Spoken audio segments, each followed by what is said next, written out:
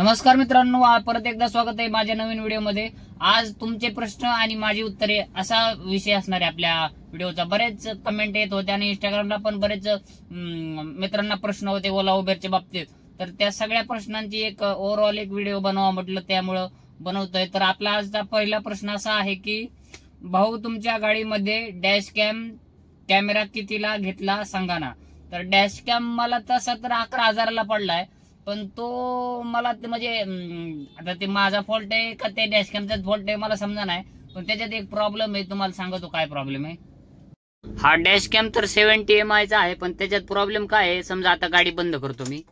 आता ही गाडी बंद केली, तर आता समजा ही गाडी बंद झाली, आता हा 3-4 सेकंदांनी बंद होतो। आता हा बंद झाला आणि आता गाडी जर चालू केली म्हटले, थांबा आता परत चालू करतो। आता परत चालू केलं ना, याला हे मेमरी कार्ड रिसेट करावं लागतं। थांबा आता हे चालू झालं। प्लीज फॉर्मॅट SD कार्ड असं येतंय आणि हे दरवेळेसच करावं लागतं। आता हे फॉर्मॅटचं बटन दाबलं की मग रेकॉर्डिंग चालू करतं। Formatting successful. मी आता रेकॉर्डिंग चालू झाली। हे दरवेळेसच करावं लागतं, गाडी बंद करून चालू केली की दरवेळेसच करावं लागतं। आता हे तुम्हाला परत करून एकदा दाखवतो मी। आणि आता हे परत चालू केलं मी, 1 मिनिट। हा झालं। तर हे दरवेळेसच असं येतं, तर हे बाकीचं डॅश कॅम असे करत नाहीत असं मला वाटतंय। हेच करतं किंवा ह्याच डॅश कॅम मध्ये काय फॉल्ट असला तर काय सांगता येत नाही। पण हे म्हणजे आता मेमरी कार्ड मध्ये फॉल्ट असला तर सांगू शकत नाही। मेमरी कार्ड ह्यात 64 GB 90 टाकलेलं आहे मी, तरी पण हे असं होतंय। आणि मला ज्या लोकांकडे दुसरा डॅश कॅम असेल त्यांनी कमेंट करून सांगा किंवा हा डॅश कॅम तुमच्या डॅश कॅमला हा प्रॉब्लेम आहे का, किंवा डॅश कॅम बंद करून चालू केलं की मेमरी कार्ड फॉर्मॅट असं नाव येतं। एखाद्या वेळेस जर ते फॉर्मॅट करायचं विसरलं तर मग मेमरी कार्ड असतं आपलं डॅश कॅम असून त्याचा काय उपयोग होत नाही, असं होतं। हा डॅश कॅम मी युट्यूबवरच एका युट्यूबरचा बघून घेतला होता, पण त्यात तसा प्रॉब्लेम येतो, त्याच्यामुळे मी त्याला रेकमेंड करणार नाही। आणि घ्यायचाच असला तर 70 MI चा तो डॅश कॅम आहे, जो 11,000ला पडला होता मला, अमेझॉनवरून घेतला होता मी। तुम्हाला घ्यायचा असला तर घेऊ शकता, पण त्याच्यात तो प्रॉब्लेम आहे। दुसरा प्रश्न आहे, भाऊ कितीला गाडी घेतली तू? तर मी गाडी गेल्या वर्षी म्हणजे 1.5 वर्ष होत आलं, 2018ची गाडी आहे ही। 4,25,000ला गाडी घेतली होती मी, पहिलीच गाडी आहे, पण तेवढ्याला घेतली होती। आणि घेतल्यापासून काही प्रॉब्लेम नाही आतापर्यंत। थोडाफार किरकोळ कारकोळ आला होता, पण एवढा काही विशेष नाही, तर मला तेवढ्याला बसली होती। पुढचा प्रश्न आहे, शुभम भाऊ, नाशिक मध्ये ट्रिप पडतात का? तर नाशिक मध्ये पडतात। नाशिक म्हणजे विषय काय होतो, मुंबईमध्ये ट्रिपा लगेच पडतात, पण नाशिक, संभाजीनगर किंवा सातारा, सोलापूर इकडून काय रिटर्न ट्रिपांचं प्रमाण कमी असतं। ट्रिपा पडत असं नाही, पडत नाहीत असं नाही, पण ट्रिपा पडतात पण कमी प्रमाणात पडतात। म्हणजे संभाजीनगरला मी 4 वेळा जाऊन आलोय, तर 4 वेळापैकी 2 वेळा मला ट्रिप पडली आणि 2 वेळा मी MTचा आलोय। नाशिकला मी 2दा जाऊन आलोय, तर एकदा ट्रिप पडली आणि एकदा ट्रिपच पडली नाही।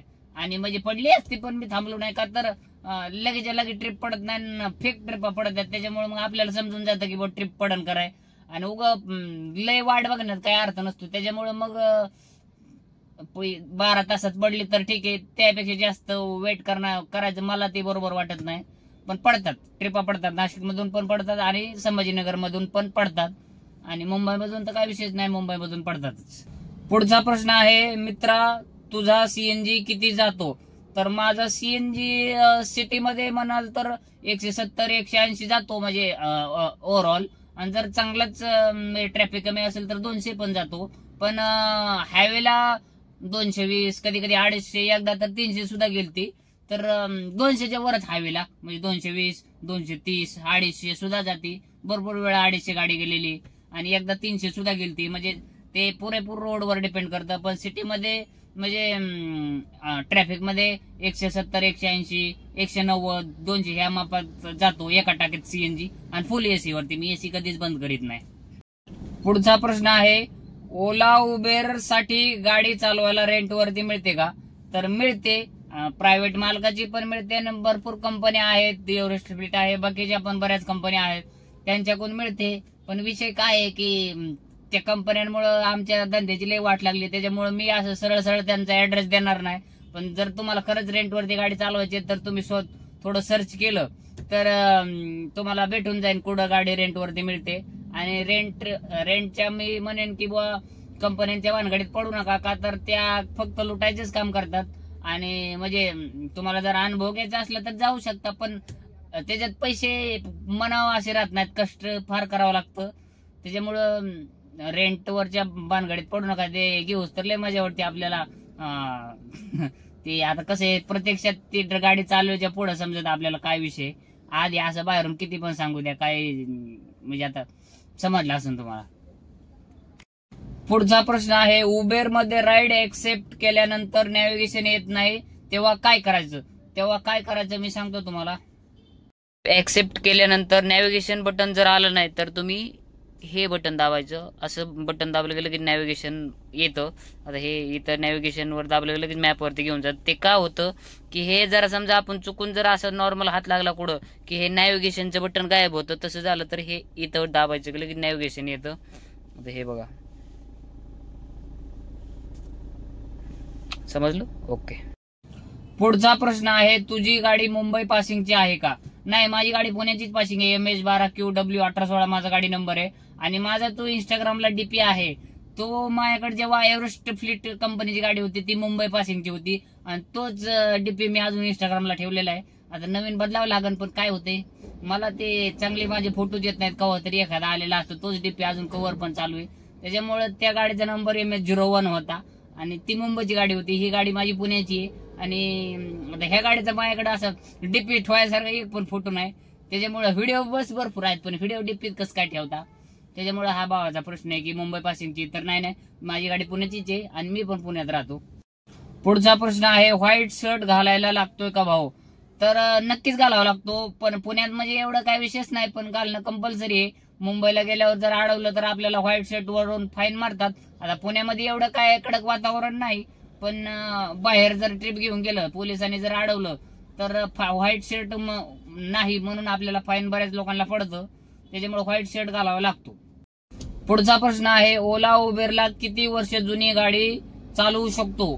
तर 8 वर्ष जुनी चालवू शकतो आणि कुठल्या पण वर्षात अटॅच करू शकतो. म्हणजे असं नाही की बा आता 2025 चालू आहे मग 2025 चीच गाडी तुमची, समजा 2023 ची गाडी असेल, इतके दिवस तुम्ही कंपनी चालवलेली असेल, आता अटॅच करायची म्हटली तरी जमते आणि 8 वर्षापर्यंत ओला उबेरला गाडी चालते. पुढचा प्रश्न आहे, अकाउंट जोडले का युट्यूबला? तर जोडलं. आता माझं 2-3 दिवसापूर्वीच ओटीपी आला ऍडसेन्स करून. आणि जे लोक युट्यूब साठी नवीन ट्राय करतायत ना, त्यांना पण माझं एक सजेशन राहील की तुम्ही युट्यूबला ऍडसेन्सला जेव्हा ते ऍड्रेस टाकता त्यामध्ये एकदा हे टाका, काय टाका, मोबाईल नंबर टाका. आता माझा विषय काय आहे की माझ्या गावात जवळजवळ सगळे लोक गालमेचीच आहेत. शुभम गालमे नावाचे 3-4 लोक आहेत आणि आमच्या गावातल्या पोस्टमनला माहितच नाही किंवा शुभम गालमे मला गावाकडे दुसऱ्याच नावाने ओळखतात. त्याच्यामुळे शुभम गालमे कोण आहे हे आमच्या गावातल्या पोस्टमनला माहितच नव्हतं. माझं 3-4 महिन्यापूर्वीच ते ओटीपी आलता, पण त्या मोबाईल नंबर नाही त्या ह्याच्यावर, त्या गुगलच्या पत्रावर, आणि शुभम गालमे कोण आहे त्याला सापडतच नव्हतं. त्याच्यामुळं मला तिथं बाकीच्याला विचारलं, बाकीचे म्हणले 3 आठवड्यातच येतो ओटीपी. मग दुसरा ओटीपी अप्लाय केला, दुसरा पण आला, पण मायापर्यंत काही येत नव्हतं. मग माझ्या भावाला मी सांगितलं की बा जाऊन चौकशी करतात. मग त्याने गुगल ऍडसेन्सचं पत्र, ते पण पहिल्यांदा चालतं. आतापर्यंत त्या पोस्टमनने गुगलचं पत्र अजून दिलंच नव्हतं कोणाला. त्याच्यामुळे तो म्हणला आमचं पहिल्यांदाच डोकं हँग झालं, तर हे नवीनच आलंय. तर त्याने तसं सांगितलं की बा नंबर नव्हता त्याच्यावर, त्यामुळे दोन्ही बी पत्र भेटले मला. आणि ते ओटीपी टाकला की लगेच युट्यूबला बँक अकाउंट ऍड झालं. आता येईल पेमेंट आमचं, किती घेते काय नु, पण येईल. पुढचा प्रश्न आहे, तू गाडी न्यू घ्यायला का सेकंड हँड? तर सेकंड हँड घेतली होती. आता जवळजवळ 1.5-2 वर्ष झालं मी घेतलेली गाडी. 4,25,000ला गाडी घेतली होती आणि व्यवस्थित आहे एकदम. पुढचा प्रश्न आहे, उबर पर किलोमीटरला किती पैसे देते? तर तसं ते डिमांडवर आहे. कधी कधी लयच गाड्या उभ्या असल्या तर कधी कधी 7 रुपये 8 रुपये पण देते. जर कधी कधी डिमांड असली किंवा पावसाळ्यात कधी कधी ट्रॅफिक जाम होतं, मोकार सर्च लागतो, तर कधी कधी 20 रुपये 25 रुपये सुद्धा किलोमीटर भेटतो आपल्याला. ते डिमांडवर राहतं. पण ओव्हरऑल तुम्ही विचाराल तर 10 12 13 ह्या रेंज मध्ये चलतं. आता सध्या म्हणजे जरा कमी, कधी कधी 8 रुपये 9 रुपये सुद्धा देतो, पण ते डिमांड वरती राहतं. पण ओव्हरऑल 10 12 13 हा रेंज चालते जास्त करून. आता वाढायचं म्हणतात बातम्यात तर सगळीकडे येतात, ऑटोचे रेट वाढले, रिक्षा टॅक्सीचे रेट वाढले, पण आपल्या मोबाईलवर तर काय दिसत ना तसं. आपल्या मोबाईलवर तर वाढायचं दिलं सोडून, पण ते कमीच होतंय. पुढचा प्रश्न आहे शुभम भाऊ, ओला उबेरला कोणत्या वर्षाची गाडी लागले जाते? तर कुठल्या पण वर्षाची लागते. 8 वर्षापर्यंत तुम्ही समजा 2018ची गाडी जाऊन आता ओला उबेरला लावायची म्हटलं तरी लागते, आणि 2020ची गाडी लावायची म्हटली तरी लागते. तसं काही नाही, फक्त 8 वर्षाची आतली गाडी पाहिजे, गाडीचे सगळे पेपर व्हॅलिड पाहिजेत, काही अडचण नाही, लगेच लागून जाते. पुढचा प्रश्न आहे, पुण्यावरून मुंबईला ट्रिप घेऊन गेलो तर आपण परत रिटर्न ट्रिप मिळेपर्यंत मुंबईमध्ये लॉग इन करून ट्रिप मारू शकत नाही का? तर पुण्याचा आयडी मुंबईमध्ये लॉग इन केला तर ते पुण्याचीच रिटर्न ट्रिप टाकताना कधी मध्ये लोकलची पण ट्रिप पडते बरं का. पण पुण्यात जेवढ्या आपल्या लोकल ट्रिप पडतात एकामागे एक, तेवढ्या मुंबईमध्ये पडत नाहीत. पडतात म्हणजे कधी 15 मिनिटातून अर्धा तासातून एखादी, एका तासातून एखादी अशी पडते, जी की पुण्यात आपल्याला एका मिनिटात 10-15 ट्रिप पडून जातात. तसं तितका फ्लो नसतो तसा मुंबईमध्ये शक्यतो आपण जरी लोकलच्या जरी ट्रिपाचं ऑप्शन चालू ठेवलं तरी पण ते इंटरसिटी ट्रिपा देतं. म्हणजे आधी तर इंटरसिटी द्यायचं, आता लोकलच्या कधी द्यायला चालू करतं. आणि ओलाचं नाही सांगता यायचं बरं का मला, पण ओला नाही देत, आणि दिली तरी ओलाचं बी तसंच आहे का. तर मी ओला चालूच नाही करीत, पण उबर तसं करतं.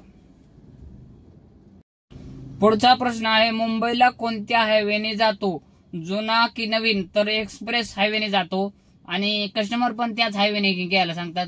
म्हणजे वेळ पण वाचतो आणि लवकर पण जातो. त्याच्यामुळे जुन्या हायवेला डोकंच लावायचं नाही. पण येताना मुंबईहून जर रिटर्न येताना कधी कधी ट्रॅफिक लागला असेल घाटात, तर टोल नाक्यापासून एक्झिट हाणतो, परत घाट क्रॉस झाला की परत जॉईन करतो एक्सप्रेस वे, तेवढं करतो.